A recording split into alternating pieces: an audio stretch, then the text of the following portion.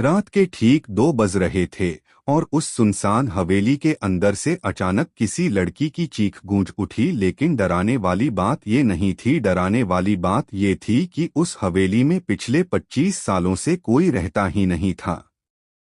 कानपुर शहर के किनारे एक पुरानी टूटी फूटी हवेली थी जिसे लोग काली हवेली के नाम से जानते थे। कहा जाता था कि जो भी रात के समय वहां गया वो कभी वापस नहीं आया। लेकिन आरव, जो एक यूट्यूबर और पैरानॉर्मल इन्वेस्टिगेटर था, इन बातों पर यकीन नहीं करता था।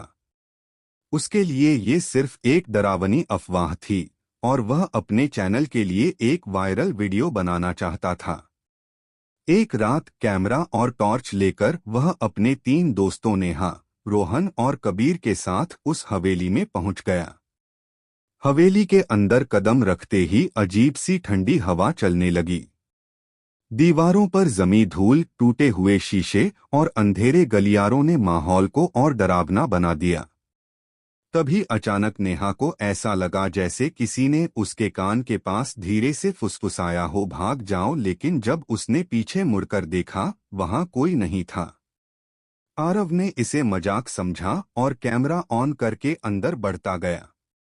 कुछ देर बाद उन्हें एक पुराना कमरा मिला जिसके दरवाजे पर खून से लिखा था, यहाँ मौत रहती है।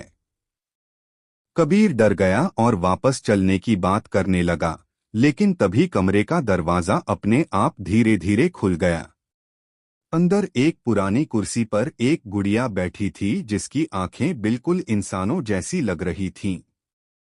रोहन ने जैसे ही उस गुड़िया को हाथ लगाया, पूरे कमरे की लाइट्स झपकने लगीं और अचानक दरवाजा जोर से बंद हो गया। अब चारों दोस्त कमरे में फंस चुके थे। तभी कमरे के कोने से किसी औरत के रोने की आवाज आने लगी। नेहा कांपते हुए बोली, हमें यहाँ से निकलना होगा। लेकिन तभी आरव के कैमरे में कुछ ऐसा रिकॉर्ड हुआ जिसे देखकर सबके होश उड़ गए। कैमरे में साफ दिखाई दे रहा था कि उनके पीछे एक सफेद साड़ी पहने औरत खड़ी थी। लेकिन असली डर तब शुरू हुआ जब उन्होंने पीछे मुड़कर देखा, वहां कोई नहीं था। अचानक हवेली के सारे दरवाजे अपने आप खुलने और बंद होने लगे। ऊपर की मंजिल से भारी कदमों की आवाज आने लगी, ठक ठक ठक, जैसे कोई धीरे धीरे सीढ़ियों से नीचे उतर रहा हो। चारों दोस्त डर के मारे एक दूसरे के पास खड़े हो गए। तभी सीढ़ियों के अंधेरे में 2 लाल आंखें चमकीं। कबीर चीख पड़ा। वह भागने लगा, लेकिन अगले ही पल वह अचानक गायब हो गया। सिर्फ उसकी चीख हवेली में गूंजती रह गई। अब आरव, नेहा और रोहन पूरी तरह टूट चुके थे। उन्हें समझ आ गया था कि यहाँ कुछ बहुत भयानक है। तभी हवेली की दीवार पर अचानक खून से शब्द उभरने लगे, तुम सब मरोगे। नेहा रोने लगी।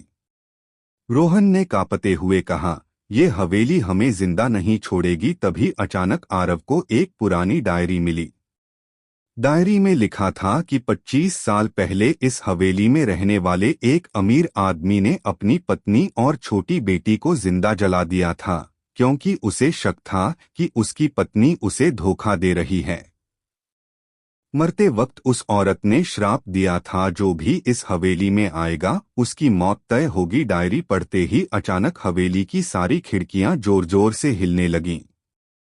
हवा इतनी तेज चलने लगी जैसे कोई तूफान आ गया हो। तभी ऊपर से कबीर की आवाज आई, मुझे बचाओ। तीनों दोस्त डरते हुए ऊपर पहुंचे। लेकिन वहां जो उन्होंने देखा, उससे उनकी रूह कांप उठी। कबीर छत से उल्टा लटका हुआ था। उसकी आंखें पूरी सफेद हो चुकी थीं और उसके चेहरे पर डरावनी मुस्कान थी। अगले ही पल उसने अपनी गर्दन 180 डिग्री घुमा ली और डरावनी आवाज में बोला, अब तुम सब यहीं मरोगे। नेहा जोर से चीखी। तभी कबीर का शरीर हवा में उड़ने लगा और अचानक दीवार से टकराकर गायब हो गया। अब हवेली पूरी तरह जाग चुकी थी। हर तरफ बच्चों की हंसी, औरत की चीखें और अजीब फुसफुसाहट गूंज रही थीं। रोहन ने डर के मारे भागने की कोशिश की, लेकिन अचानक फर्श टूट गया और वह नीचे अंधेरे तहखाने में गिर पड़ा। आरव और नेहा नीचे पहुंचे तो देखा कि तहखाने में दर्जनों कंकाल पड़े हुए थे। तभी अंधेरे में वही सफेद साड़ी वाली औरत दिखाई दी। उसका चेहरा जला हुआ था, आंखों से खून बह रहा था और हाथ में एक टूटी गुड़िया थी। वह धीरे धीरे उनकी तरफ बढ़ने लगी।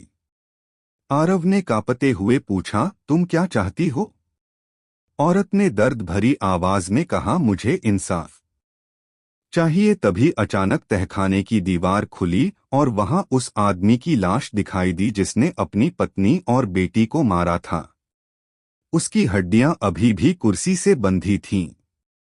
डायरी में लिखा था कि मरने से पहले गांव वालों ने उसे इसी तहखाने में जिंदा बंद कर दिया था, लेकिन उसकी आत्मा आज भी इस हवेली में कैद थी।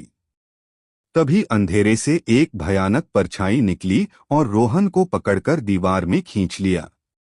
उसकी चीख पूरे तहखाने में गूंजती रही। सिर्फ आरव और नेहा बचे थे।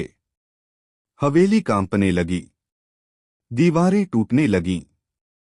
तभी उस औरत की आत्मा ने कहा, अगर जिंदा बचना चाहते हो तो मेरी बेटी की गुड़िया को आग में जला दो। आरव ने कांपते हाथों से गुड़िया उठाई और पास जल रही आग में फेंक दी।